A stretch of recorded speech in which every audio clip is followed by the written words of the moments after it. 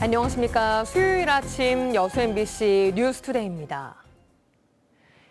여수의 한 전통시장 상인들과 여수시가 퇴거 문제로 갈등을 빚고 있습니다. 상인들은 코로나 기간만큼 계약을 연장해야 한다고 주장하는 반면 여수시는 법적인 근거가 없고 형평성 문제도 발생할 수 있다며 어렵다는 입장입니다. 문형철 기자입니다. 여수의 전통시장 가운데 한 곳인 쌍봉시장입니다. 지자체가 관리하는 공설시장으로 점포 25곳 중 15곳의 계약 기간이 지난달 중순 만료됐습니다. 계약대로라면 가게를 비워줘야 하지만 상당수의 상인은 억울함을 호소하며 영업을 계속하고 있습니다. 여수시와 계약한 점포 사용 기간은 5년. 2019년 7월 중순부터 올해 7월까지인데 계약을 맺은 지 몇 달 지나지 않아 코로나 사태가 터지면서 장사를 제대로 하지 못했습니다. 상인들은 이를 고려해 계약 기간을 연장해달라고 요구하며 퇴거 명령에 불응하고 있습니다. 하자마자 코로나가 따와버려. 이 코로나 때문에 전혀 장사를 못했는데 그거 아니라 한 3년간만 연기를 해주라. 여수시는 상인들의 입장을 이해한다면서도 계약 기간을 연장하는 것에 대해서는 난색을 보이고 있습니다. 중앙부처 유권 해석과 법률 자문을 받아본 결과 코로나 사태는 계약 연장 사유에 해당하지 않는다는 겁니다. 또 상인들의 어려움을 고려해 점포 임대료를 많게는 80%까지 깎아줬고 입점을 원하는 상인들이 많아 계약 기간을 연장해 줄 경우 형평성 문제도 발생할 수 있다고 설명합니다. 재난 선포 지역이나 특별 재난 지역으로 해가지고 아예 폐쇄를 했을 경우에는 연장 사유가 해당된답니다. 저희들이 여러 가지 검토해봤지만 또 안 되고 그런 겁니다. 여수시는 상인들이 계속 퇴거 요구를 거부할 경우 행정 대집행을 진행할 수밖에 없다는 입장. 자칫 물리적 충돌까지 발생할 수 있어 중재의 필요성이 커지고 있습니다. MBC 뉴스 문형철입니다. 농수산물 직판장은 신선한 농수축산물을 값싸게 구입할 수 있어 소비자들의 만족도가 높은데요. 최근 관광객들이 많이 찾는 여수 돌산에 대형 직판장이 들어섰는데 인근 상인들이 크게 반발하고 있습니다. 농수산물만 팔아야 하는 점포에서 공산품까지 취급한다며 불법 시설이라고 주장하고 있는데요. 최황지 기자가 취재했습니다. 여수 돌산의 길목에 세워진 농수축산물 직판장입니다. 지하 1층, 지상 4층 규모의 약 300억 원이 투입됐습니다. 당초 어제 개점할 예정이었지만 인근 상인들의 반발로 미뤄졌습니다. 계란 마감판이라든지 일반적으로 냉장, 냉동에 대해서 피해본 거에 대해서 몇 천만 원이 지금 벌써 이렇게 가까워 버려요. 그래서 피해보는 게. 주변 상인들이 입점을 반대하는 이유는 대형마트 입점에 따라 상권 침해가 우려된다는 겁니다. 농수산물을 파는 소규모 가게인 줄 알았는데 알고 보니 공산품까지 파는 대형 유통마트와 비슷한 규모여서 황당하다는 입장입니다. 이 당사자도 사장이나 누군가 와서 어떤 우리한테 이야기를 한 사람도 없었고 제일 중요한 거는 지금 보시다시피 지금 앞에 보시면 길거리에 지금 차들도 주말 같은 데는 엄청 막히는데 상인들은 겉은 농수산물 직판장이지만 속은 대형마트라며 직판장 개장에 농수산물 유통법이 아닌 유통발전법을 적용받아야 한다고 주장합니다. 농수산물 등이 정의된 농안법과 달리 유통발전법에는 공산품도 함께 명시돼 있습니다. 또 유통발전법은 인근 상인들과의 상생 방안도 마련해야 해서 농안법보다 까다롭습니다. 이렇다 보니 농안법을 적용받아 개장하는 대형 마트가 발생한다는 겁니다. 상인들의 이 같은 주장에 여수시도 관계부처의 자문을 받고 법적 검토에 돌입했습니다. 하지만 담당 부처인 농림부는 현행법상 해당 시설에 대한 명확한 규제 방안은 없다고 설명했습니다. 농안법에서 판매 품목에 대해서 별도로 정하고 있지 않기 때문에 그 판매를 금지하기가 쉽지가 않죠. 마트 개장과 판매 품목에 대한 명확한 규정이 갖춰지지 않은 사이 상권 다툼으로 확산하고 있는 가운데 인근 상인들은 법적 대응까지 예고하고 있어 향후 갈등은 지속될 것으로 보입니다. MBC 뉴스 최황지입니다. 순천시가 노인 복지 활성화를 위해 노인 돌봄 서비스를 제공하는 복지타운 건립을 추진 중입니다. 이 사업에는 110명 규모의 요양시설 조성도 포함됐는데요. 하지만 공실에 인력난까지 겪고 있는 민간 요양시설 운영자들이 강하게 반발하고 있습니다. 순천시가 어떠한 협의도 거치지 않고 복지타운 건립을 추진하고 있다는 겁니다. 유민호 기자입니다. 순천시 서면 삼평리 일대입니다. 순천시가 북부 노인복지타운 건립을 추진 중입니다. 이름은 올해 하반기 착공해서 내년 12월 공사를 끝내는 게 목표입니다. 치매 전담형과 단기 보호 등 110명 규모 요양시설 조성도 포함됐습니다. 고령화 대응을 위해 공공돌봄을 제공하겠다는 건데 뒤늦게 계획이 알려지면서 민간시설 운영자들이 반발하고 나섰습니다. 현재 공실을 겪는 지역시설이 대부분인데 대형 요양시설이 들어서면 운영난이 더 심해진다는 겁니다. 여기에 일할 사람 구하기가 어려워 민간끼리 출혈 경쟁까지 벌이는 상황입니다.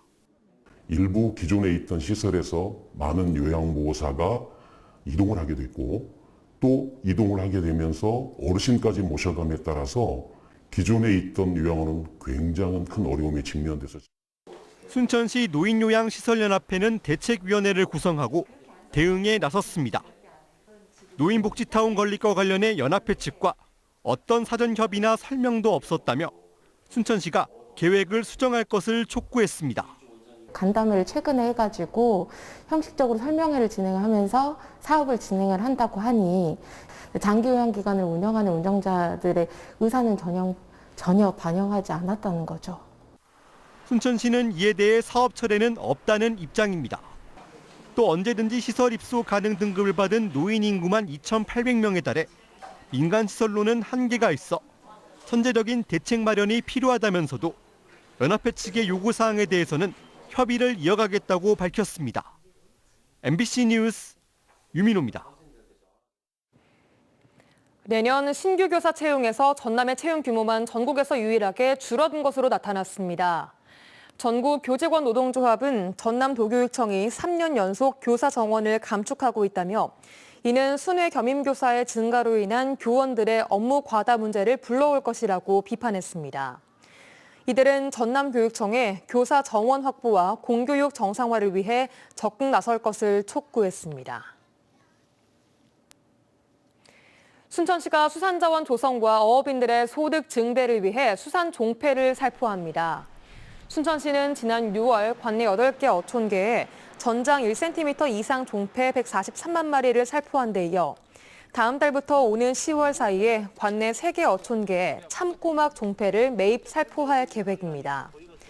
시는 지난 5년 동안 관내 11개 어촌계 해역에 총 사업비 4억 8천여만 원을 투입해 가리맛 쪽에 259만여 마리, 참꼬막 180여만 마리의 종폐를 살포했습니다.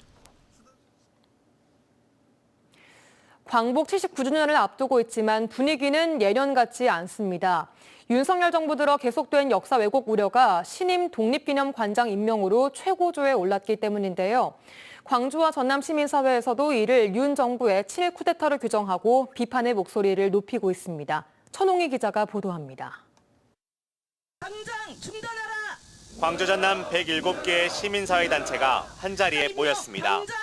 사도광산 유네스코 등재 동의와 뉴라이트 논란이 불거진 김영석 독립기념관장 임명 등 윤석열 정부의 최근 행보를 역사 쿠데타로 규정하고 비판하고 있는 겁니다. 우리는 윤석열 정권의 천박한 역사인식을 강력히 규탄하는 한편 윤석열 정권의 친일 역사 쿠데타 시도를 기필코 저지할 것이다. 윤 정부 들어 일제강제동원 피해자들의 고통도 나날이 커지고 있습니다. 지난 2022년에는 일제강제동원 피해자인 양금덕 할머니의 국민훈장 서운이 무산되면서 깊은 상처를 남겼습니다.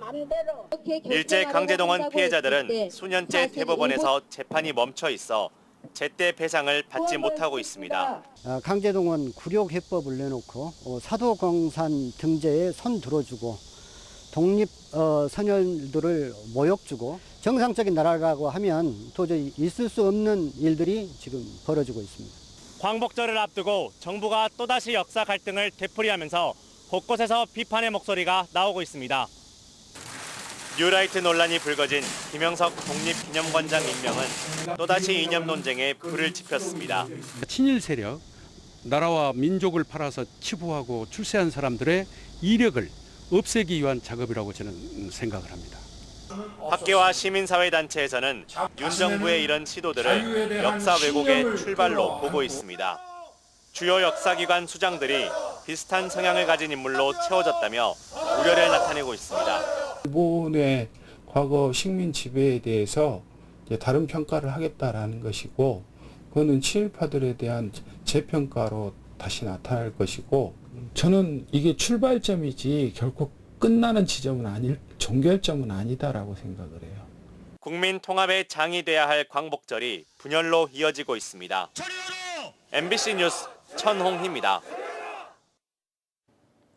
전라남도 자치경찰위원회가 전국 최초로 실종자 조기 발견을 위한 수색견 센터를 건립합니다. 행정안전부 공모사업으로 선정된 이번 건립 사업에는 행안부 특별교부세 9천만 원과 도비 9천만 원이 투입됩니다.